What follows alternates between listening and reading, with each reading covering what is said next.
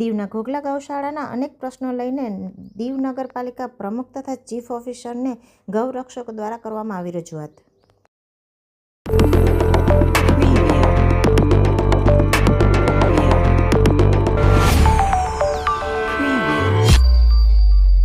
કેન્દ્ર શાસિત પ્રદેશ દીવના ઘોઘલા ખાતે આવેલ ગૌશાળાના અનેક પ્રશ્નોને લઈને ડેપ્યુટી કલેક્ટર તથા ચીફ ઓફિસર શિવમ મિશ્રા અને નગરપાલિકા પ્રમુખ હરેશ પાંચા કાપડિયાને ગૌરક્ષકો દ્વારા રજૂઆત કરવામાં આવી।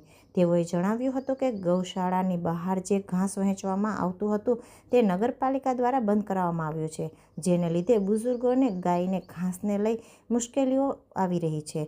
સાથે ત્યાં ગૌશાળામાં નગરપાલિકા દ્વારા નિમવામાં આવેલ કર્મચારીઓ ગાયને કોઈ પણ તકલીફ પડે તો તેના ફરજ પરના સમય પૂર્ણ થયા બાદ કોઈ જવાબ આપતા નથી। ગૌશાળામાં આપવામાં આવતું ઘાસની ક્વોલિટી પણ સારી આવતી નથી, જેને લઈને ગાયને ઘાસ ખવડાવવામાં તકલીફ પડે છે, જેને મશીનમાં પીસીને પછી ઘાસ આપવું પડે છે। ત્યાં છાપરા નાખવાની વાત પણ 1 વર્ષ પહેલાં થઈ હતી, જે આજ સુધી નાખવામાં આવ્યું નથી।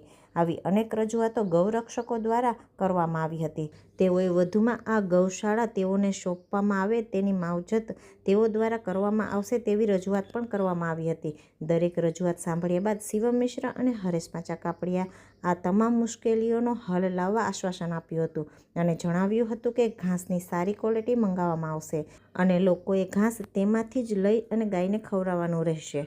ગૌશાળાની બહારથી ઘાસ લઈને ગાયને નહીં ખવડાવવું, કારણ કે તેવું કરવાથી નગરપાલિકા સામે અનેક પ્રશ્નો ઊભા થાય છે, જ્યારે આ બાબતે હરેશ પાંચા કાપડિયાએ યોગ્ય કરવા જણાવ્યું હતું। આ ઉપરાંત બીજા પણ અનેક પ્રશ્નોની રજૂઆતમાં પણ યોગ્ય કાર્યવાહી કરવા જણાવ્યું છે।